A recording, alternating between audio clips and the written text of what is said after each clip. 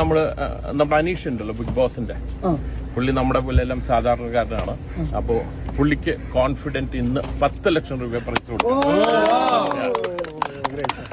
ഒരു രക്ഷയില്ല മക്കളെ.